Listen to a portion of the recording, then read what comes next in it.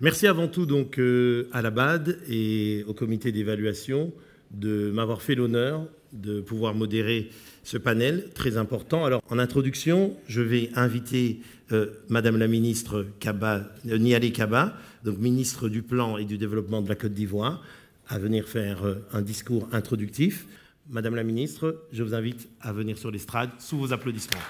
La tenue de cette rencontre traduit, pour son Excellence, Monsieur le Premier ministre, votre détermination à faire de cette institution l'un des grands piliers du développement de l'Afrique à travers la mise en œuvre des 5 importants chantiers que vous vous êtes assignés. La mise en œuvre de ces grands chantiers, indispensables pour accélérer la transformation structurelle des économies africaines, présente à la fois de nombreuses opportunités, mais surtout nous engage tous à relever de nombreux défis. On va parler dans ce panel de discussion des opportunités et des défis pour réaliser les 5 priorités fixées donc par la Banque africaine de développement. Ces priorités, je les rappelle, vous les connaissez toutes, bien sûr. Il s'agit d'éclairer l'Afrique et d'alimenter l'Afrique en énergie, de nourrir l'Afrique, d'intégrer l'Afrique, d'industrialiser l'Afrique et enfin d'améliorer la vie quotidienne des Africains. Monsieur Bassirou Boissière, ministre du Burkina Faso, c'est à vous, vous avez la parole.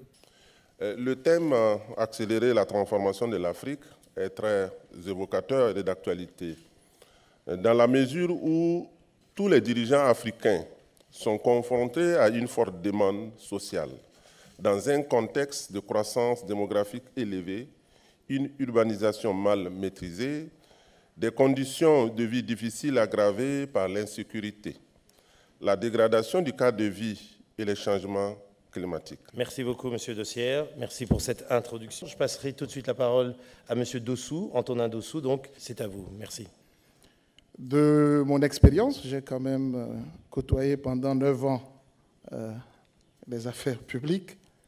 Je vais conclure à ce que nous devons faire plus et mieux si nous voulons réellement le développement économique et social de l'Afrique.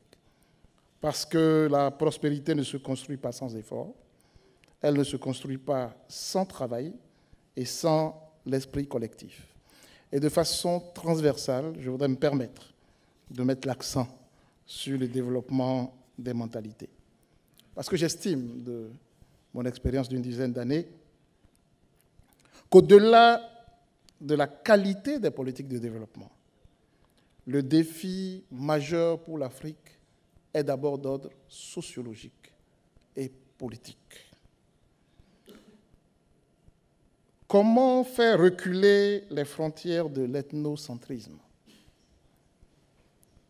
de la mauvaise gouvernance, de la propension à privilégier le court terme, du gain facile?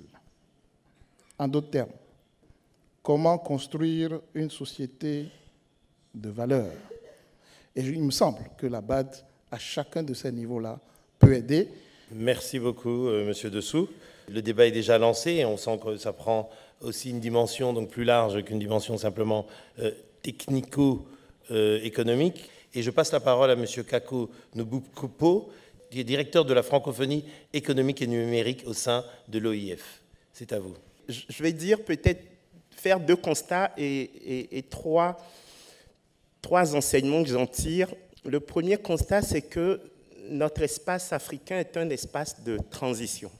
Le deuxième constat que je voudrais faire, c'est que nous sommes un espace de choc. Il y a énormément de chocs qui affectent les économies et les sociétés africaines. Le premier enseignement que j'en tire, c'est que nous avons un défi de cohérence de nos politiques publiques. Le deuxième enseignement que je tire de mon expérience de ministre, c'est qu'il faut qu'on construise une vision partagée. Parce que tant qu'on n'a pas une vision partagée, nos exercices d'évaluation peuvent être empreints d'une normativité arbitraire. Troisième point, je m'arrêterai là. Je crois qu'in fine, nous avons un problème de légitimité. Nous, les dirigeants africains, nous avons un problème de légitimité, c'est-à-dire qu'on n'est pas de vrais porte-parole des sociétés. Merci. Alors, on va donner la parole au dernier intervenant. Je l'ai dit, M. Yao Kofi. M. Kofi, c'est à vous aussi pour le mot introductif. Ce que moi j'ai à dire est très simple. Nous n'avons pas géré la démographie. L'Afrique n'a pas pris des précautions. Ça, c'est la première chose à noter. La deuxième chose à noter également est la suivante. Les taux de croissance de l'Afrique en 2015 et même 2016 ont beaucoup baissé. Quand on regarde ces deux développements, on voit l'importance donc des priorités définies par la BAD. C'est-à-dire qu'aujourd'hui, nous devons mettre l'accent sur l'énergie, qui est encore l'input le plus important de l'industrialisation. Deuxième chose, de l'industrialisation, il a été dit déjà que l'Afrique détient une part importante des matières premières. Donc quand on parle d'améliorer le niveau de vie de notre population, ça ne peut se faire que par l'industrialisation. Aucun pays au monde n'a amélioré le niveau de vie de sa population avec l'agriculture uniquement. Bon, mon dernier point, c'est sur le suivi et évaluation. Je pense que ça, c'est l'une des faiblesses de nos économies. On développe les politiques, mais à la fin, on ne fait vraiment pas... C'était l'examen, de voir si on a obtenu les résultats prévus. C'est un des éléments sur lesquels le PNUD, la BAD et la Banque mondiale comptent mettre l'accent. Je vous remercie. Merci beaucoup, M. Kofi. Merci à tous, merci aux panélistes, merci au public pour votre attention.